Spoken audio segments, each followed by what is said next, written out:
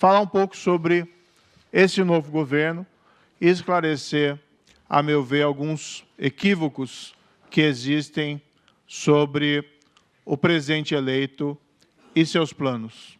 Pois bem, sobre o presidente eleito, e talvez a minha questão mais importante. Eu fui convidado, uma semana antes do segundo turno das eleições, fui sondado para participar do governo. Aquilo não foi revelado antes das eleições, nós entendemos que seria impróprio, mas, em seguida, o presidente eleito fez um convite público e, após conversar longamente com o presidente eleito, eu acabei resolvendo aceitar esse convite. Os motivos da minha aceitação. É até estranho dizer isso, mas não vislumbro no presidente eleito um risco de autoritarismo ou um risco à democracia. Não se está aqui simplesmente se trocando uma posição ideológica autoritária por uma posição ideológica autoritária de sentido contrário. O próprio presidente eleito, durante as eleições, ele reiteradamente fez afirmações acerca do seu compromisso com a democracia e com o Estado de Direito. Rigorosamente falando, era o oponente político que tinha em seu programa a proposta de controle, entre aspas, social do judiciário e controle social da imprensa, enquanto que o presidente eleito, mesmo sofrendo críticas acirradas da imprensa brasileira e até mesmo da imprensa internacional, sempre reafirmou sua posição quanto à liberdade de imprensa e que ela não seria, de qualquer modo, afetada. Também é também estranho, um pouco, dizer isso, mas já que existe uma imagem, às vezes distorcida, em relação ao presidente eleito, eu jamais aceitaria uma posição no governo se vislumbrasse qualquer risco de discriminação de minorias. Pessoas, às vezes, fazem afirmações infelizes no passado. Isso não significa que se traduz em políticas públicas concretas e não existe nenhuma perspectiva de ser adotadas políticas discriminatórias contra minorias no Brasil. Todos têm direito à igual proteção da lei e esse também é um compromisso do novo governo. Não existe nenhuma espécie de risco em relação a essa espécie. Também não existe um risco de controle, de captura das instituições de controle ou dos demais poderes. Eu sou um juiz.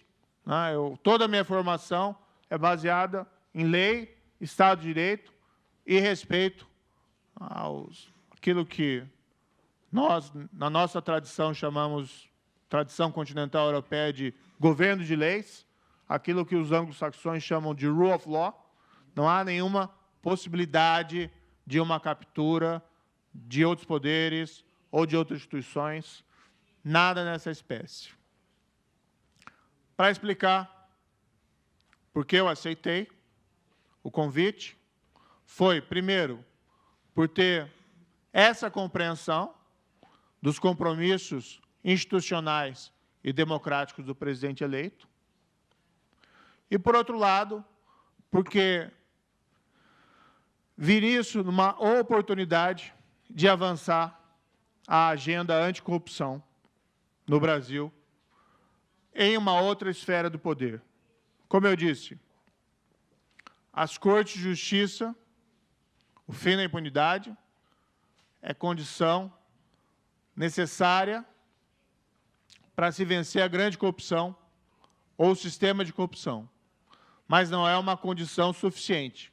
São necessárias reformas mais gerais. Isso eu não posso fazer como juiz, mas posso tentar fazer dentro de uma posição do governo, no caso aqui como ministro da Justiça e ministro da Segurança Pública.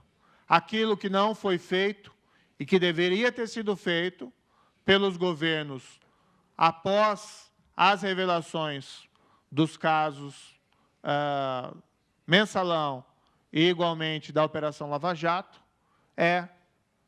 o propósito, é o que me levou a aceitar esse convite. Durante esses 4 anos da Operação Lava Jato, eu devo dizer que foi um trabalho muito difícil. Não só meu, né? Na verdade, por razões que não sei muito bem explicar, acabei ficando mais projetado, a minha imagem ficou mais projetada como símbolo, talvez, dessa investigação, mas ela envolve o trabalho de policiais corajosos, de procuradores destemidos e não só de um juiz, mas de um sistema de justiça que envolvem juízes de outras localidades, inclusive juízes de outras instâncias.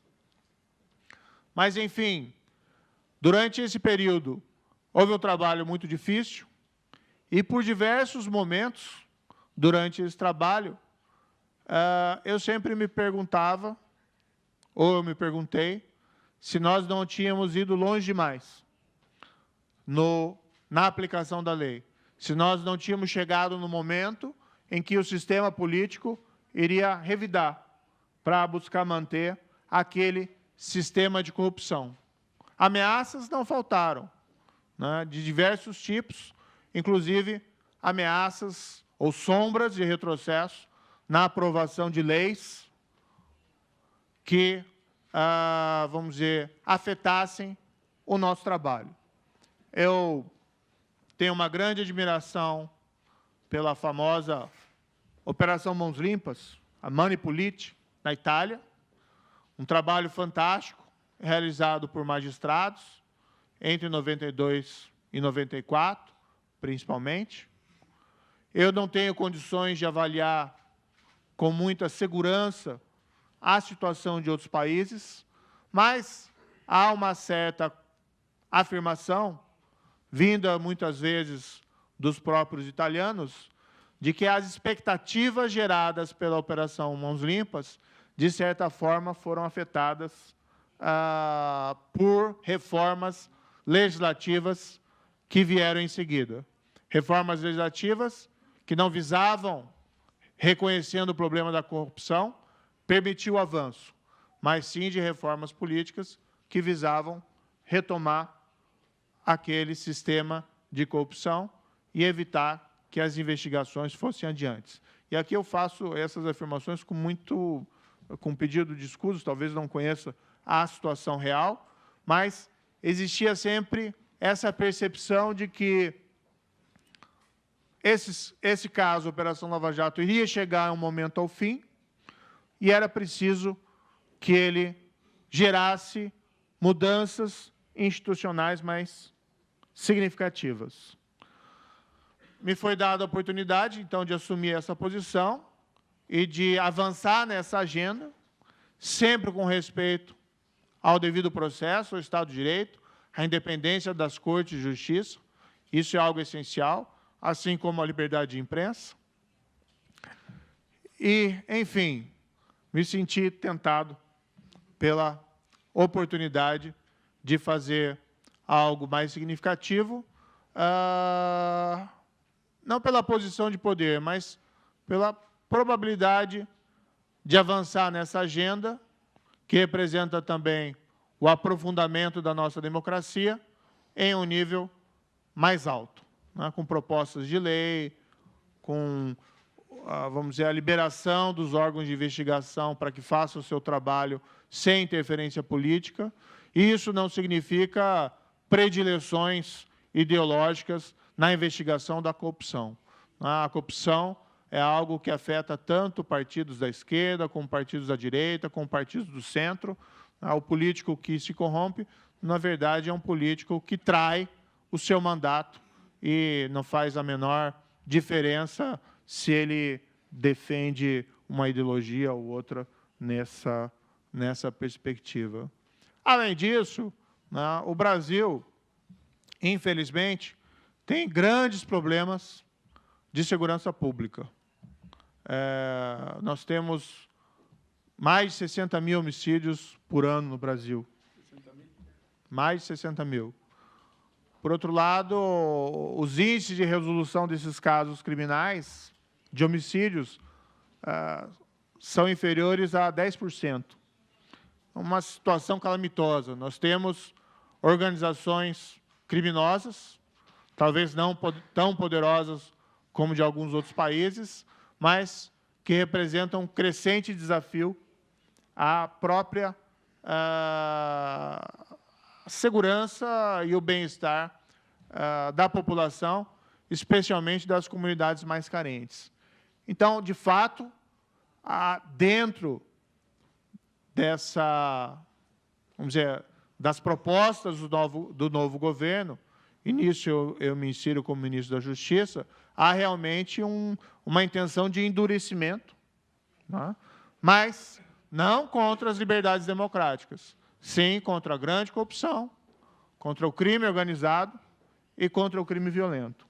Mas essa é uma bandeira que, a meu ver, é absolutamente consistente com qualquer proposta democrática, já que esses males afetam a própria qualidade da democracia. Em síntese, são mais ou menos essas as considerações, né, que eu gostaria de dizer. Enfim, é o projeto de um governo, sei se qualifico de direita ou conservador, mas é um governo absolutamente compromissado com as instituições e com a democracia. Não há nenhum risco nisso. No caso da minha pasta em particular, como disse, né, sempre aí observando o devido processo, mas é realmente necessário o endurecimento contra esses 3 elementos: grande corrupção, crime organizado e crimes violentos, para que nós possamos aí ter um melhor país para todos. Muito obrigado.